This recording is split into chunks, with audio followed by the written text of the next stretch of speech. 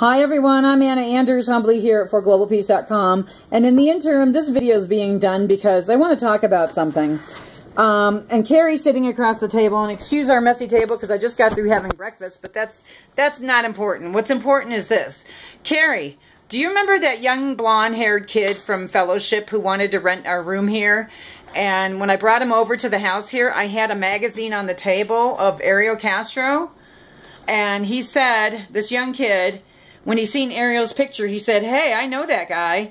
And I said to the kid, "How do you know him?" And the kid said to me, because when I was in jail in California, they transported us on a bus, and they said that man, he was in the Chomo section, and they were transporting him to Texas. Do you remember me telling you about this, Carrie? Yes. Okay. I don't know how long ago that was, honey, but do you remember when it was? Jeez. 9 months ago? Was it 9 months ago? I think it's longer than that. I think it was longer than that, Carrie, to be honest with you. No, it was like a year and a half ago or so. Okay, but it was really shocking to me, wasn't it? Yeah. When that happened. Did you believe that kid or not? Yes or no? Yeah, he was matter-of-factual and very adamant about it, wasn't he? Yep.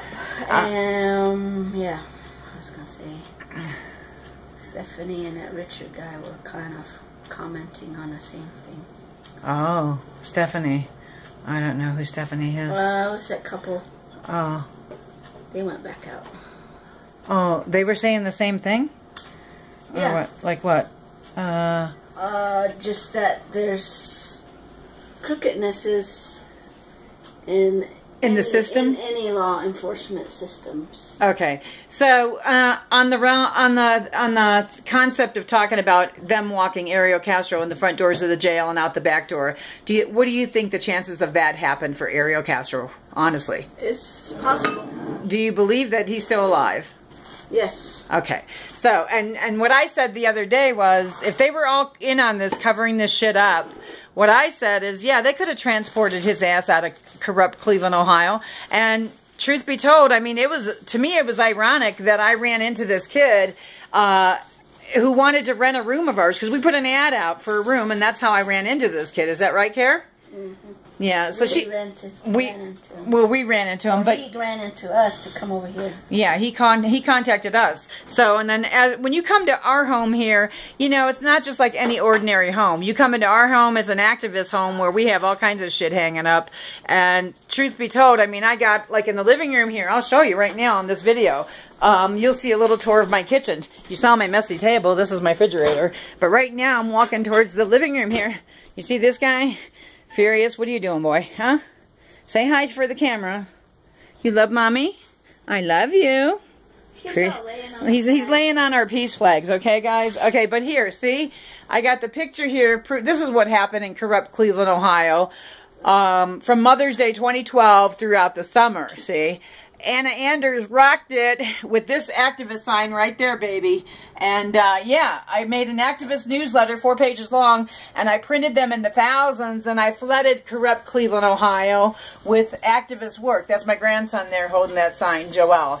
This is my daughter, Juliana, my daughter, Francesca, my son, Dwayne, who just had a baby, and my granddaughter, Natasha. My son-in-law at the time, My girls have since been divorced, and so has my son. He's got a new partner, too. And everybody's living happy ever after. So that's this story. I'm humbly, and especially Gina, because now she's home and been reunited with her mommy. And that's the most beautiful picture on the planet here today, in my opinion. But, you know, in lieu of talking about this book that we're reading, it just triggered a memory for me about this young kid that came over to our house. And all along, I have never believed that Ariel Castro is dead. And I will never believe that he is dead or that he hung himself in the freaking jail system in Ohio. I will never believe it. You will have to show me his dead body and dig his bones up to show me, because I'm not going to believe it. I wouldn't even believe people that said, "Oh, I went to his funeral." If he has relatives that are living that really went to his funeral and seen him dead, okay. If they have pictures of him in the casket, okay. But otherwise, I'm not buying this shit. I'm humbly Anna Anders here at forglobalpeace.com. I will never buy it. Thank you. Bye-bye.